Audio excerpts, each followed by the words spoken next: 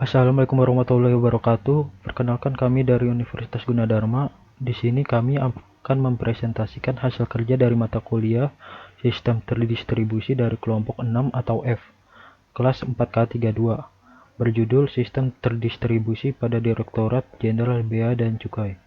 Kelompoknya antara lain ada Andri Adam, Aldi Yonifiansyah, dan Lukman Hakim. Oke, langsung saja di profil perusahaan yang kami pakai yaitu Direktorat Jenderal Bea dan Cukai atau disingkat DJBC adalah nama dari sebuah instansi pemerintah yang melayani masyarakat di bidang kepabeanan dan cukai. Direktorat Jenderal Bea dan Cukai sebagai institusi pemerintah yang memiliki peranan penting dalam penyampaian pelayanan publik di bidang kepabeanan dan cukai sampai saat ini, berada dalam tahapan untuk mengembangkan pemanfaatan teknologi. Dengan mengadopsi sistem full desentralisasi atau lebih dikenal dengan sistem terdistribusi, maka komponen tersebar di masing-masing lokasi. Informasi untuk badan publiknya yaitu pertama tahun berdirinya 1 Oktober 1946, alamatnya ada di Jalan Jenderal Ahmad Yani, Jakarta, ini kantor pusatnya. Lalu telepon, fax, email, dan webnya seperti berikut. Visi dan misi. Visi menjadi institusi kepabeanan dan cukai terkemuka di dunia. Visi DJBC mencerminkan cita-cita tertinggi DJBC dengan lebih baik melalui penetapan target yang menentang dan secara terus-menerus terpelihara di masa depan. Misinya memfasilitasi perdagangan dan industri, menjaga perbatasan dan melindungi masyarakat Indonesia dari penyelundupan dan perdagangan ilegal, dan mengoptimalkan penerimaan barang penerimaan negara di sektor kepabeanan dan cukai. Ini adalah arsitektur sistem terdistribusi, khususnya kondisi perangkat keras sistem terdistribusi DJBC. Sesuai dengan fully desentralisasi yang dipakai, maka server dan database tersebar di berbagai wilayah. Di sini server dikelompokkan jenisnya, ada Kanwil atau kantor wilayah, KPBBC atau kantor pengawasan bea dan cukai, dan KPU atau kantor pelayanan utama. Server untuk masing-masing KPU, Kanwil, dan KBBC disesuaikan dengan perkiraan beban kerja masing-masing lokasi. Gambar ini adalah arsitektur perangkat kerasnya. Di sini dengan kondisi pada KPU, Kanwil, KBBC masing-masing terdapat server yang berisi database dan aplikasi. Server untuk sistem aplikasi pelayanan mulai dari impor, ekspor, dan manifest. Untuk masing-masing lokasi KPU atau Kanwil memiliki versi aplikasi berbeda karena masing-masing kantor memiliki perbedaan kegiatan. Sebagai contoh, KPBBC yang ada di Merak lebih banyak kegiatan ekspornya melalui Angkatan Laut, sedangkan KPBBC Halim kegiatan impor dan ekspornya melalui Angkatan Udara. Koneksi KPU atau Kanwil KBBC ke kantor pusat menggunakan akses multi protokol label switching. Lalu terdapat juga konsolidasi agar mempererat hubungan pertukaran datanya. Akses koneksi tersebutnya dipakai untuk melakukan penarikan data dari masing-masing lokasi kantor pusat DJBC dengan snapshot dan database link pada data dan waktu tertentu supaya tidak mengganggu pelayanannya. Spesifikasi server dibedakan berdasarkan banyaknya kegiatan masing-masing kantor. Misalnya KPU memiliki sistem spesifikasi mesin server yang lebih tinggi karena pada kantor tersebut masing-masing database memiliki alokasi resource yang lebih banyak, serta aplikasi impor, ekspor, manifest, dan database tersendiri. Sekian dari saya, akan dilanjutkan oleh Aldi Yonifiansyah. Silakan Aldi. Arsitektur sistem terdistribusi. Gambar 2 menunjukkan bahwa sistem aplikasi desentralisasi hanya memiliki 2 tier. Seperti dijelaskan sebelumnya bahwa pada layar database digabung dengan business logic. Untuk database menggunakan database Oracle 9.1 release 9.2.0.4.0, sedangkan presentasi layer menggunakan Oracle from Java Applet dengan versi Oracle from 6i Internet Application Server. Sistem aplikasi desentralisasi mempunyai kelebihan ketersediaan sistem yang relatif tinggi di masing-masing kantor pelayanan karena sistem diintegrasi pada setiap kantor pelayanan sehingga operasional tidak tergantung dari kantor pusat dan kantor lain melalui jaringan atau WR Network One.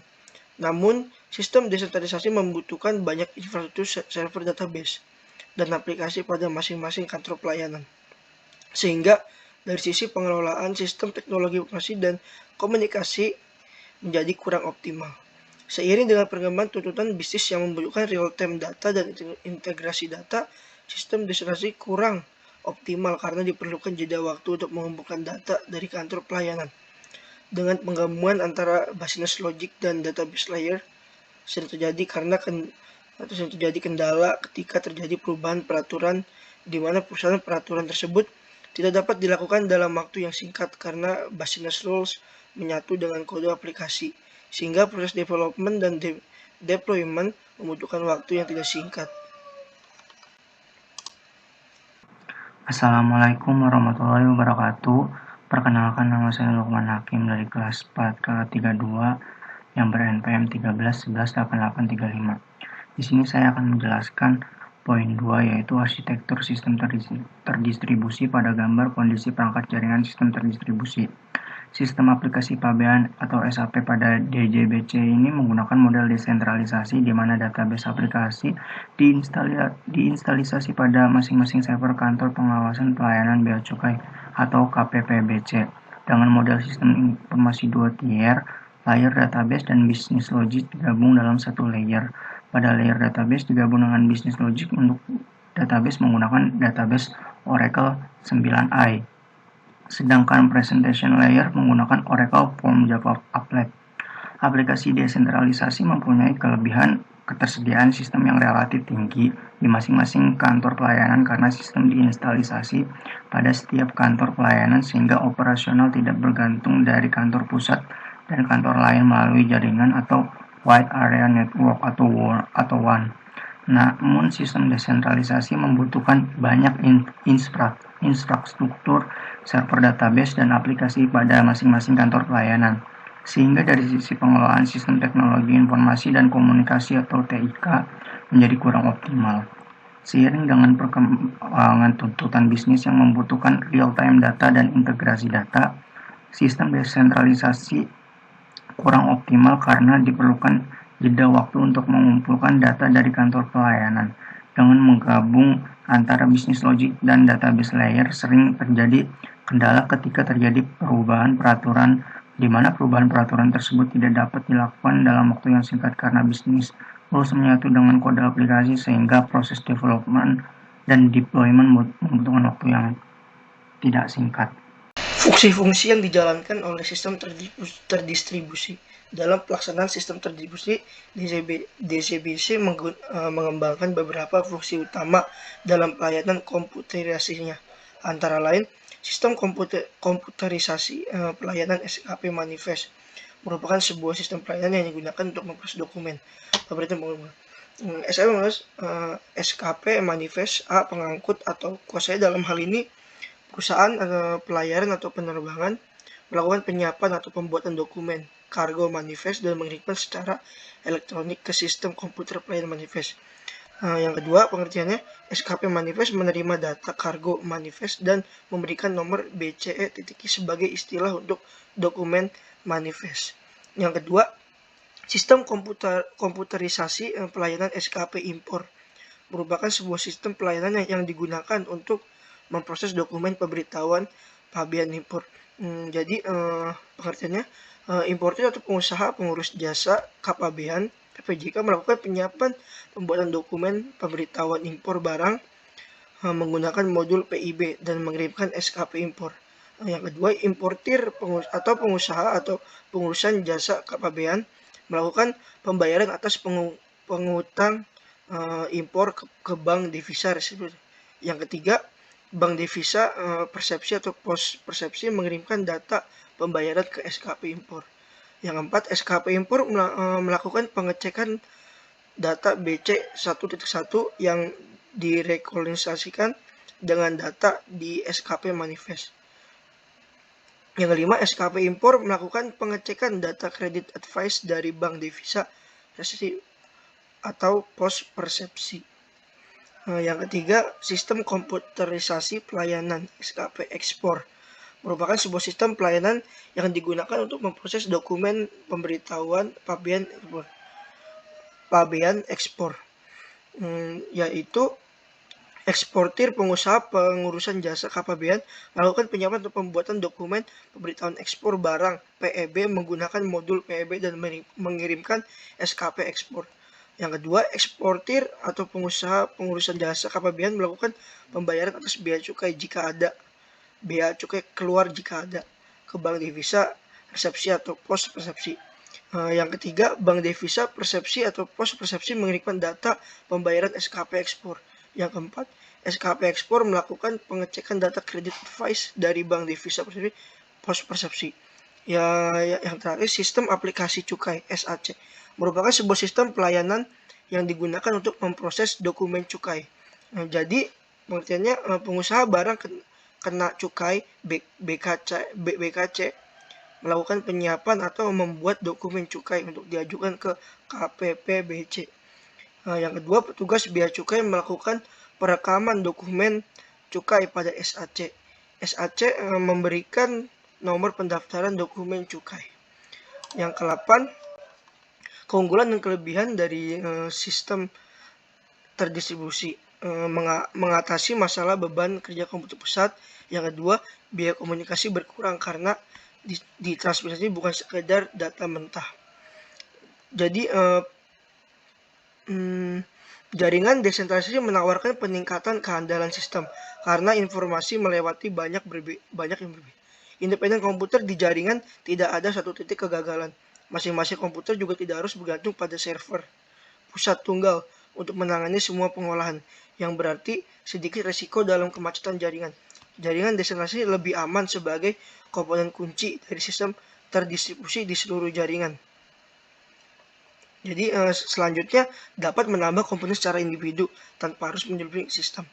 Yang kelima, fasilitas lokal dapat disesuaikan dengan kebutuhan lokal. Yang keenam, memungkinkan pertumbuhan sistem secara terus-menerus. Yang ketujuh, susunan sistem bisa disesuaikan dengan pola organisasi perusahaan. Yang kedelapan, memungkinkan berbagai bagian lokal mengadakan percobaan konsep baru dan fasilitas baru untuk mengurangi resiko kegagalan sistem secara keseluruhan. Yang kesembilan, pemakai sumber daya bersama untuk peralatan yang mahal harganya. Pemeliharaan data lebih mudah karena sumber data disesuaikan dengan daerah asalnya. Yang ke-11, rentang komunikasi cukup jauh, bahkan bisa menembus seluruh dunia. Yang ke-12, merupakan sarana mendatangkan aplikasi multi-user. Di sini saya akan menjelaskan tentang perbandingan sistem terdistribusi dengan sistem sebelumnya atau terpusat. Perbandingan sistem terdistribusi dengan sistem terpusat dapat dilihat dari biaya. Jika menggunakan sentralisasi, maka skala ekonomi membuat sistem sentral lebih murah. Terdapat skala ekonomi yang utama dalam storage. Biaya per bit jauh lebih rendah dibanding dengan unit storage yang besar. Data terdistribusi dapat menghasilkan banyak salinan data. Jika menggunakan sistem terdistribusi, maka mini komputer menjadi lebih murah. Karena siklus perkembangannya pendek, mini komputer sering menggunakan teknologi yang lebih up-to-date dibanding komputer yang besar. Biaya per instruksi lebih murah pada mini komputer dibanding mainframe, dan begitu pula mikro dibanding mini. Hal ini karena mesin yang kecil memiliki kumpulan instruksi yang sederhana, tetapi banyak pengolahan transaksi yang tidak membutuhkan kumpulan instruksi banyak yang data terpusat memerlukan biaya terkomunikasi. Perbandingan yang dapat dilihat dari segi teknis yaitu pada sentralisasi, data perlu dipelihara di pusat. Salinan data tidak dapat diupdate setiap saat. Tidak dapat pemanfaatan database dengan desentralisasi. Keamanan ketat di pusat. Jika menggunakan sistem terdistribusi, yaitu dialognya efektif. Terus salinan datanya selalu tersedia. Waktu responnya lebih cepat. Struktur data lebih sederhana karena dirancang hanya untuk kebutuhan lokasi lokal saja. Data dimasukkan, dipelihara, dan dirancang oleh user pada lokasi tersebut. Tanggung jawabnya lokal. Data entry out of line. Jika dilihat dari pengembangan aplikasi, yaitu sentralisasi lebih sedikit pemrograman, terdistribusi keterlibatan pemakaian dalam rancangan dan pemrograman. Sistem desentralisasi dapat mengakibatkan duplikasi program jika terdistribusinya yaitu tidak cukup memberi respon bagi semua kebutuhan pemakai. Sentralisasinya, aplikasi yang sama pada banyak lokasi harus dibuat sekali saja di pusat jika terdistribusinya itu pemanfaatan peralatan secara penuh oleh pemakai. Yang dilihat dari kebijaksanaan yaitu pada sentralisasi, Departemen Pengolahan Data ingin mempertahankan kontrol terhadap seluruh komputasi. Jika terdistribusinya itu kelompok pemakai akhir ingin otonomi lokal dalam komputasi. Sentralisasinya, pengolahan data dirancang untuk menggambarkan manajemen hierarkis. Jika sistem terdistribusinya itu manajer lokal tidak menyukai kontrol terpusat. Perbandingan sistem terdistribusi yang dilihat dari pembagian tanggung jawab.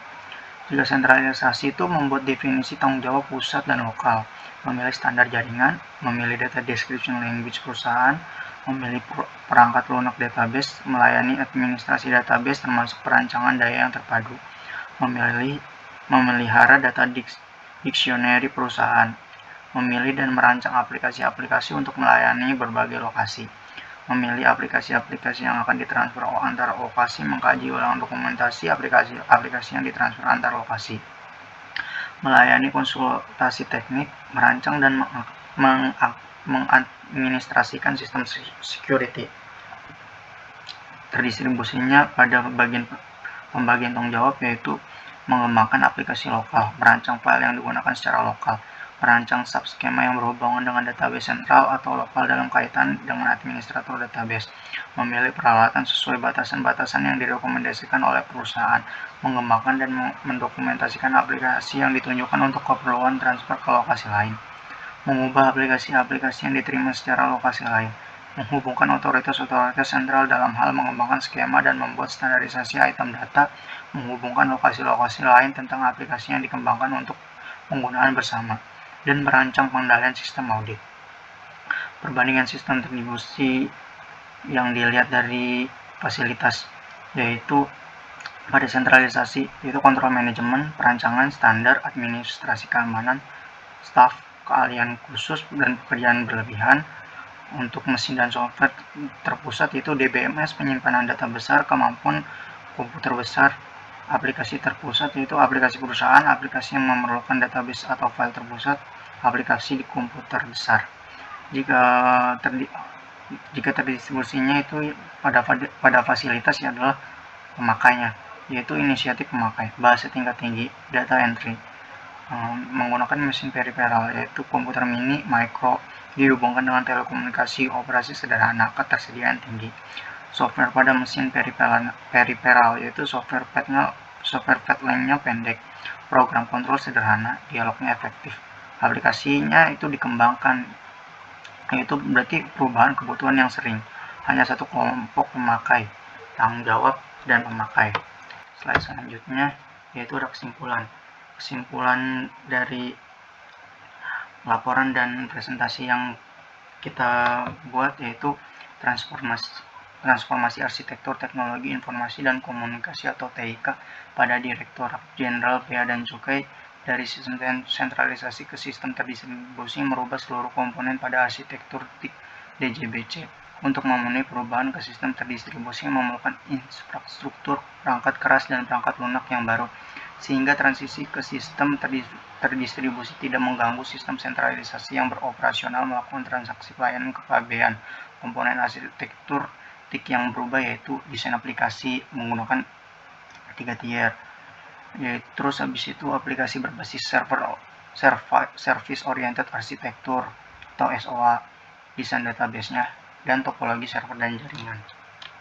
Transformasi sistem terdistribusi dilakukan secara bertahap dengan menyiapkan komponen perangkat keras dan perangkat lunak terlebih dahulu.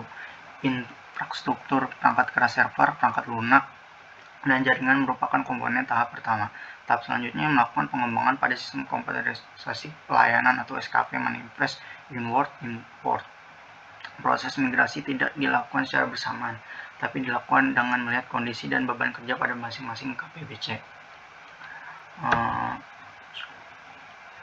Cukup sekian presentasi dari kelompok kami. Sekiranya inilah sumber-sumber informasi dari hasil kerja kami berasal dari sumber-sumber berikut. Kurang lebihnya mohon maaf. Assalamualaikum warahmatullahi wabarakatuh.